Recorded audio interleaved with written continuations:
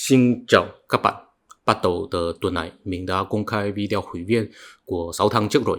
Cũng là bắt đầu từ tuần này, mình sẽ không làm video công chúng nữa.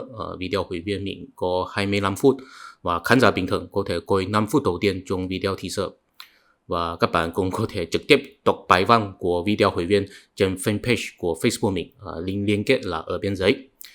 Dù sao, hy vọng mình công khai video hội viên có thể hấp dẫn nhiều người hơn gia nhập hội viên, hay tiền quảng cáo có thể tăng lên một chút. Hy vọng các bạn tiếp tục ủng hộ mình. Cảm ơn. Gần đây có một sự kiện lớn xảy ra, đó là nước Mỹ chuẩn bị cấm TikTok, đối phó TikTok. Trước khi nước Mỹ triển khai sự đối phó với một thế lực nào đó, nước Mỹ sẽ tổ chức phiên điều trần để người ta giải thích và làm rõ lý do mà mình muốn đối phó một thế lực nào đấy. Mình có đi đọc bản sao lại của phiên điều trần của TikTok và mình phát hiện chính phủ nước Mỹ muốn cấm TikTok không chỉ là vì lo lắng về an ninh quốc phòng hay là sự nguy hại từ bên Trung Quốc, mà là cũng liên quan đến một hiện tượng đang phát triển và xung kích cơ sở xã hội hiện đại. Đó là những Big Tech, những công ty lớn nhất và thống trị nhất trong ngành công nghệ thông tin dựa vào thuật toán của họ. Họ có thể thao túng tâm lý của người ta và phóng đại những tính chất nhỏ nhặt của công nghệ. Đó cũng là một thực thách lớn cho nguyên tắc tự do ngôn luận. Thật ra nước Mỹ đã cấm nhân viên nhà nước sử dụng TikTok rồi. Bây giờ chỉ là đang nghiên cứu nên hoàn toàn cấm TikTok hay không, là mỗi người đều không thể sử dụng được ở nước Mỹ. Theo phát ngôn của những nghị sĩ nước Mỹ trong phiên điều trần, chúng ta có thể biết rằng lý do mà nước Mỹ muốn cấm TikTok có mấy điều như sau. Một, TikTok là sở hữu bởi ByteDance. ByteDance là công ty Trung Quốc. Trong công ty này cũng có bí thư đảng ủy, cho nên công ty này thực ra là được chính phủ Trung Quốc kiểm soát, không phải là một công ty tư nhân. Vì vậy, có khả năng là chính phủ Trung Quốc có thể tận dụng TikTok siêu tập thông tin cá nhân của công dân nước Mỹ và giám sát công dân nước Mỹ. Theo CEO của TikTok, Shou Zi, ông ấy là người Singapore.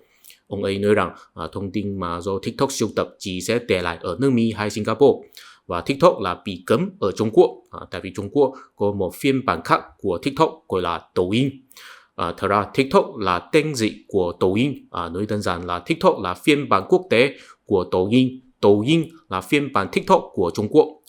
Tương tự với WeChat là phiên bản quốc tế của Weixin.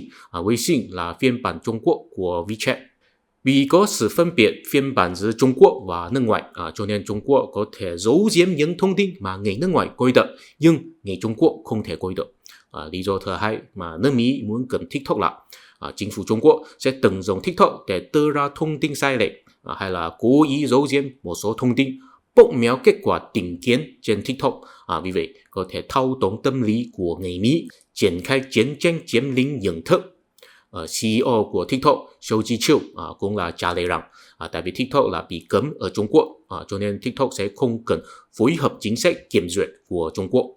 Thật ra, vấn đề về sự thao túng tâm lý không chỉ là có thể nhìn thấy trên TikTok, cũng có thể nhìn thấy trên những Big Tech của nước Mỹ, tức là những công ty lớn nhất và thống trị nhất trong ngành công nghệ thông tin, ví dụ Twitter, Google và Facebook. Có một nghị sĩ nước Mỹ nói rằng nước Mỹ không chỉ là muốn đối phó TikTok thôi, TikTok là một trong những Big Tech sẽ bị đối phó. Hồi trước, nước Mỹ đã có tổ chức phiên điều trần để điều tra Twitter rồi, tại vì khi Joe Biden và Trump đang vận động bầu cử, Twitter có cấm sự lan tỏa của thông tin về con trai Joe Biden, tức là Hunter Biden. Vào tháng 1 có thông tin cho rằng Hunter Biden để người ta sửa chữa máy tính, và trong máy tính đó có chứng cứ là Hunter Biden có làm ăn với công ty Ukraine và Trung Quốc. Và sau đó có người phản ánh rằng nếu họ sớm hơn biết rằng Hunter Biden có làm ăn với công ty Ukraine và Trung Quốc thì họ sẽ không bầu phiếu cho Joe Biden làm tổng thống rồi. Thế có khả năng là Trump sẽ trúng cử làm tổng thống. Nói đơn giản là hành động của Twitter đã có thể ảnh hưởng kết quả bầu cử của nước Mỹ rồi. Nhưng mà không chỉ là những người ủng hộ Trump bất mãn với Twitter, cũng có nhiều người ủng hộ Biden bất mãn với Twitter. Tại vì khi đó Trump không mãn nguyện với kết quả bầu cử có lên tiếng trên Twitter. Vì vậy khiến nhiều người ủng hộ ông ấy đi bao vây nhà quốc hội nước Mỹ, khiến bạo loạn xảy ra. Những người ủng hộ Biden nói rằng Twitter nên phụ trách sự lan tỏa của ngôn luận kích động của Trump. Ok, chưa xong. Lý do thứ ba mà nước Mỹ muốn cấm TikTok đó là TikTok nhằm thu hút sự chú ý của trẻ em và tận dụng sự ngây thơ của trẻ em, thúc đẩy hành vi tổn hại bản thân và rối loạn ăn uống, và những người xấu xí cũng có thể tận dụng TikTok để buôn bán sản phẩm không hợp pháp, ví dụ ma túy. Theo mình, nhị sĩ nước Mỹ rất cẩn thận dùng từ. Thật ra nói trực tiếp hơn, tại vì thuật toán của TikTok là phối hợp với sự ưa thích của trẻ em. Trẻ em thích cái nào thì TikTok sẽ đưa ra video này cho họ coi. Và trẻ em thực sự thiên về thích coi những nội dung sập, cho nên đa số nội dung của TikTok cũng rất sập. Đa số trẻ em không thích coi nội dung sâu sắc hay mang kiến thức, họ chỉ muốn tìm vui, tìm sắm thôi.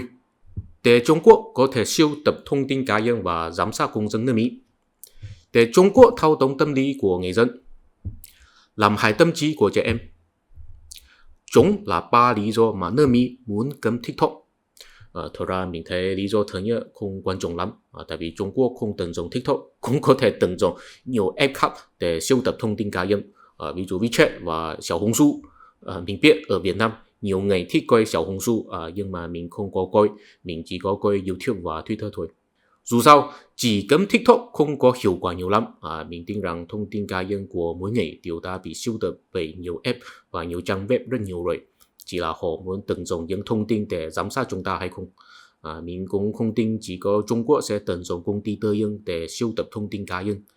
Cho nên theo mình, chỉ có lý do thứ hai và thứ ba mới đáng suy nghĩ kỹ hơn. Đó cũng không chỉ là vấn đề của nước Mỹ, có nhiều quốc gia và xã hội đều phải suy nghĩ về hai vấn đề là trong tương lai chúng ta sẽ bị thao túng tâm lý bởi những công ty thông tin lớn không, và tâm trí của trẻ em chúng ta, có lẽ cũng bao gồm tâm trí của người lớn tuổi, sẽ bị nguy hại bởi những thuật toán trên mạng hay không.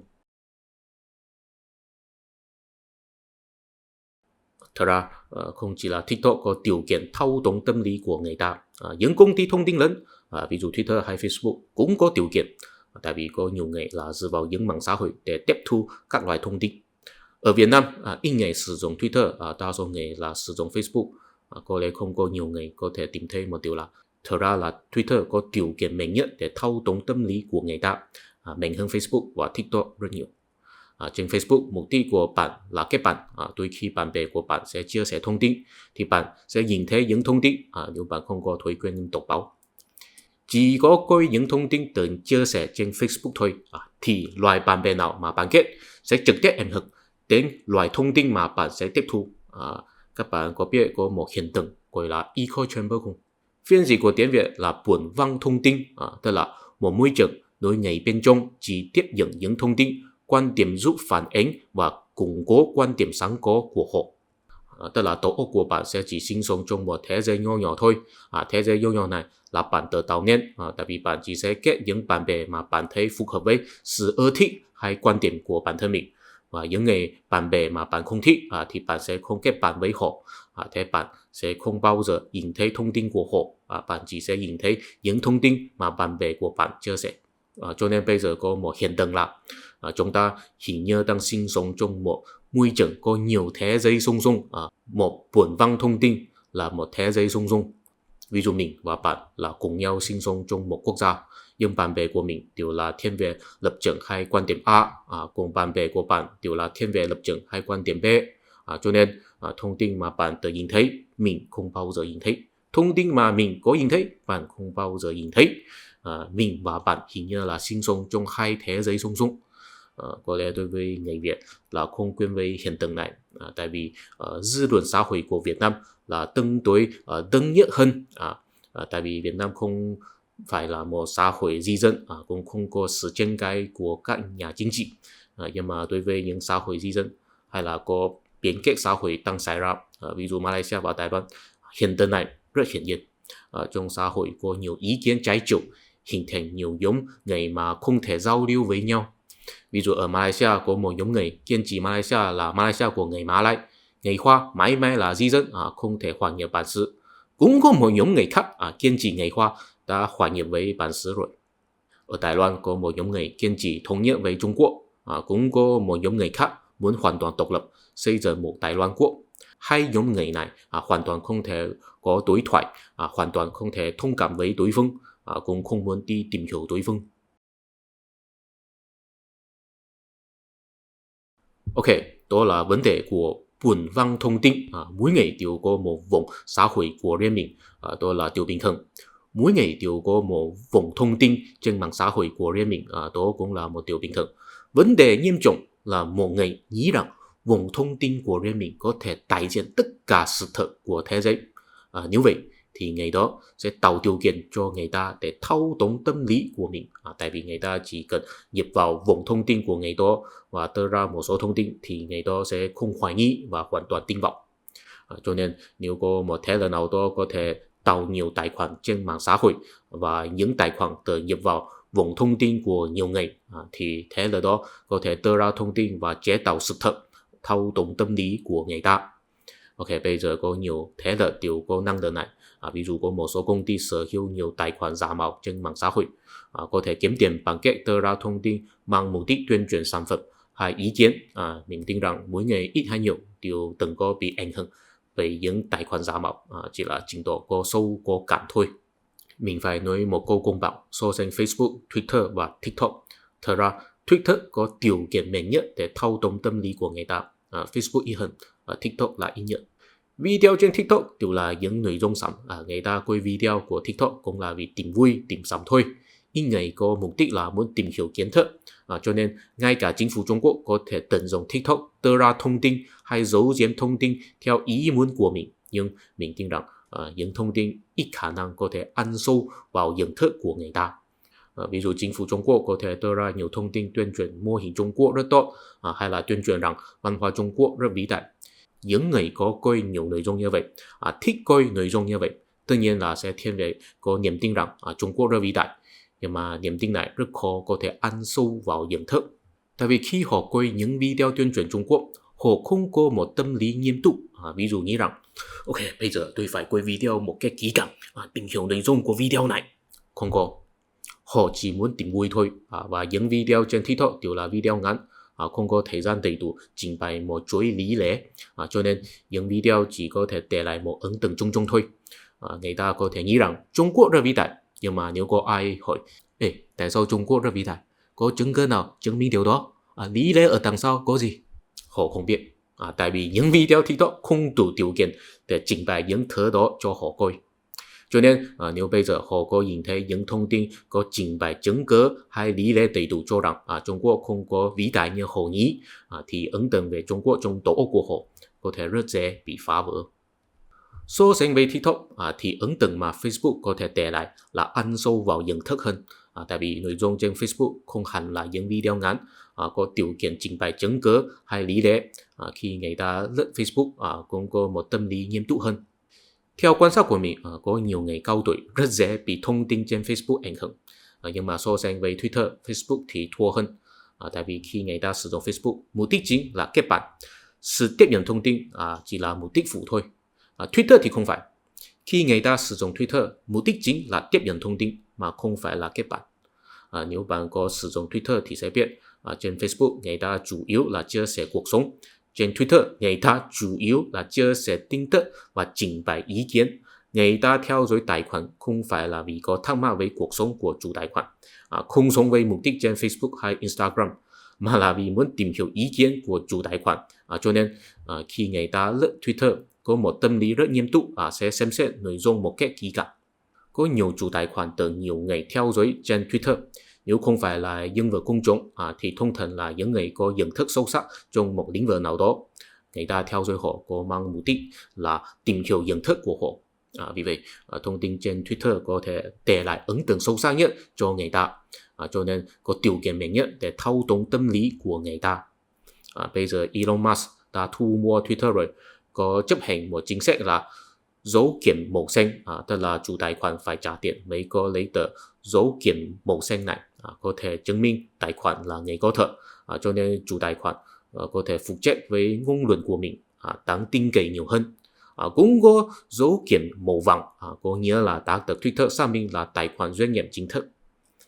Nói chung, Twitter có điều kiện mạnh hơn TikTok để thao túng tâm lý của người ta, cho nên mình thấy nước Mỹ muốn cấm TikTok chủ yếu không phải là vì TikTok có thể thao túng tâm lý của người ta. Có nhiều mạng xã hội đều có điều kiện này. Lý do chủ yếu nên là thuật toán của TikTok có thể làm hại tâm trí của trẻ em. Ok, mỗi người đều biết thuật toán của TikTok sẽ đưa ra nội dung sản cho người ta. Tại vì người ta sử dụng TikTok chính là vì muốn quay nội dung sản. Sự khác biệt chỉ là sản như thế nào, có thể sản về tình dục, sản về hài hước, sản về đồ ăn, vân vân. Bây giờ ở nước Mỹ, nhiều trẻ em có thể nhìn thấy nhiều nội dung liên quan đến ma túy, tình dục, hành vi tệ hại, rối loạn ăn uống trên TikTok. Đó là một trong những lý do mà chính phủ nước Mỹ muốn cấm TikTok. Có một số người kêu gọi rằng chính phủ cấm TikTok là vì không để trẻ em coi nội dung sản, đó là vi phạm tự do ngôn luận. Ok, có lẽ đối với một số người, tự do ngôn luận là một nguyên tắc tuyệt đối, hay là một giá trị văn minh. Thưa quý vị, thật ra không phải. Tự do ngôn luận chỉ là một thủ đoạn để duy trì và phát triển trật tự xã hội thôi. Trong xã hội hiện đại, hay là trong văn minh phương Tây, nguyên tắc về tự do ngôn luận chủ yếu là dựa trên quan điểm của hai nhà tư tưởng nước Anh, John Stuart Mill và John Locke. Theo John Stuart Mill trong Set on Liberty, vì sao không nên cấm người ta phát biểu ngôn luận? Tại vì đó sẽ làm sự việc không tự làm rõ.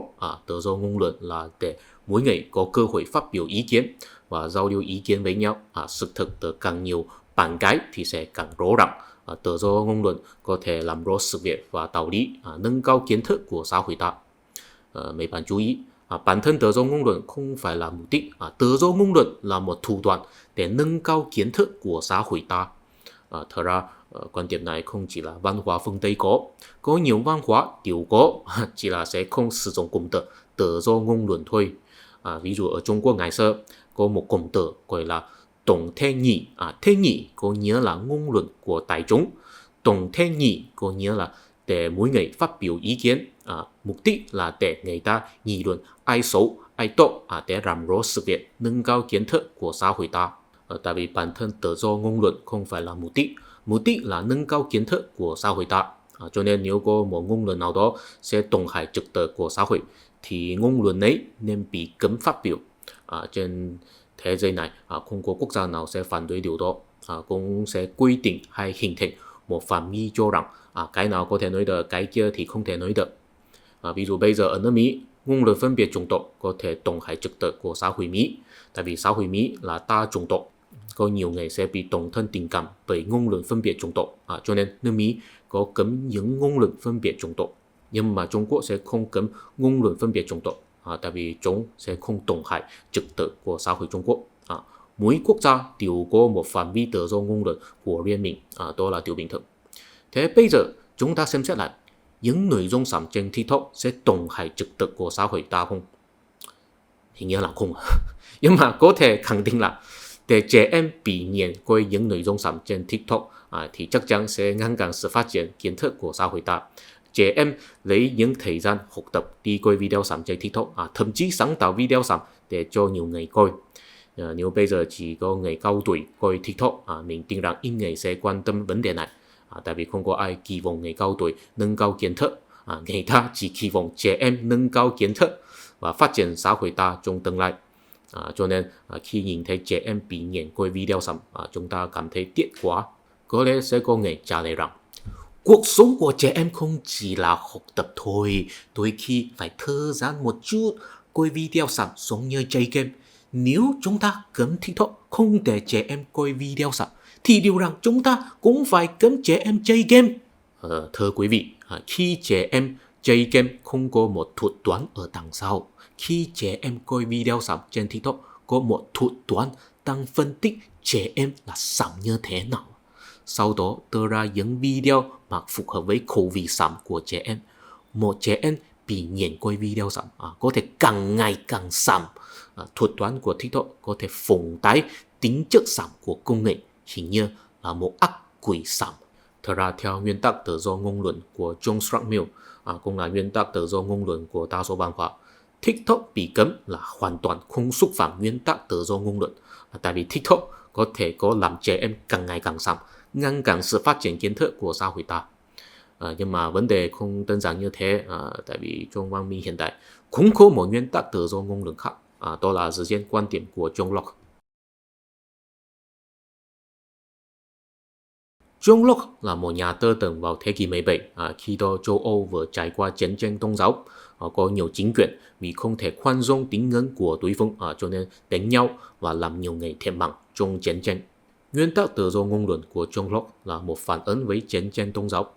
Trong bài văn của A Letter Concerning Toleration, John Locke nói rằng chính phủ chỉ cần quan tâm sự việc công cộng, tín ngưỡng là sự việc tư nhân, không phải công việc của chính phủ.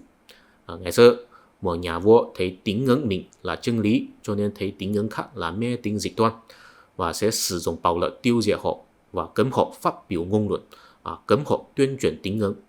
Bây giờ chúng ta phải chấp nhận một điều là mỗi người đều có quyền lợi tin vào cái mà mình muốn tin vào, đó là sự việc cá nhân, chính phủ không nên can thiệp.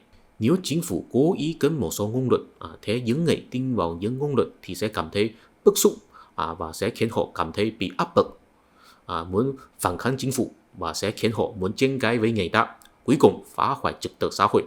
Cho nên tốt nhất là không cấm ngôn luận, ai muốn tin vào gì thì tin vào đấy, đó là lựa chọn cá nhân. Ngay cả chính phủ thấy một số ngôn luận thực sự có phản ánh một số tín ngưỡng rất vớ vẩn, có trái ngược với tín ngưỡng chủ lưu, chính phủ cũng không nên cấm, tại vì tín ngưỡng là sự việc cá nhân. Những người tin vào những tín ngưỡng vớ vẩn, đó là lựa chọn của họ. Họ ngu thì để họ ngu đi, cấm ngôn luận của họ sẽ khiến tranh cãi trong xã hội. Tại vì có lẽ là tôi thấy người khác ngu, nhưng người khác cũng là thấy tôi ngu, cho nên tốt nhất là không cấm ngôn luận của bất cứ ai nào. Ai đều có thể phát biểu ý kiến mà mình tin vào, không cần tranh cãi. Nếu ý kiến của bạn rất tốt thì tự nhiên có nhiều người đi theo. Nếu ý kiến của bạn rất vớ vẩn, thì nói rồi cũng không có ai quan tâm. Chính phủ không nên can thiệp. Nói chung, theo quan điểm của John Locke, bản thân tự do ngôn luận cũng không phải là mục đích, mà là một thủ đoạn để giảm bớt sự tranh cãi trong xã hội. Mục đích của nó là tạo nên một xã hội mà mỗi người có thể khoan dung ý kiến của đối phương, không cần phân biệt ai chắc chắn là đúng, ai chắc chắn là sai. Quan điểm của John Locke là đặc sắc của giá trị hiện đại, hay là giá trị phương Tây, có thể tiếp nhận một điều là tín ngưỡng là sự việc cá nhân, chính phủ không nên can thiệp. Đối với nhiều chính phủ ngày xưa, chính phủ đều có trách nhiệm đảm bảo tín ngưỡng chính thống, không để người ta hoài nghi. Bây giờ quay trở về vấn đề TikTok. Trẻ em thích coi video sẩm, đó là lựa chọn của họ. Họ muốn càng ngày càng sẩm. Sự sẩm là tín ngưỡng của họ. Nếu chính phủ cấm TikTok vì muốn ngăn cản họ càng ngày càng sẩm, đó là can thiệp lựa chọn và tín ngưỡng của trẻ em. Theo quan điểm của John Locke, hình như đã xúc phạm nguyên tắc tự do ngôn luận rồi. Thế bây giờ thì sao? Để trẻ em càng ngày càng sẩm. Thưa quý vị, trên thế giới này có nhiều thứ là nên đi làm nhưng không thể nói ra. Cũng có một số thứ là không nên đi làm nhưng phải nói ra. Cấm TikTok để ngăn cản trẻ em càng ngày càng sẩm, đó là một chuyện nên đi làm. Nhưng nếu làm rồi thì có nghĩa là can thiệp lựa chọn của trẻ em. Cho nên cách giải quyết là lấy lý do khác để giải thích sự cấm TikTok. Ví dụ an ninh quốc phòng và không cần báo cho trẻ em rằng tôi cấm TikTok là vì sợ các em càng ngày càng sẩm. Nói về thì có nghĩa là thấy trẻ em là người ngu ngốc, không thể phục trách lựa chọn của mình, tất nhiên sẽ khiến nhiều người ghét, sau đó không thể đi bầu cử nữa. Không cần nói ra điều đó, chỉ cần báo cho người ta rằng TikTok sẽ tạo điều kiện cho Trung Quốc giám sát và thâu tóm tâm lý của người Mỹ. Nói vậy thì được rồi.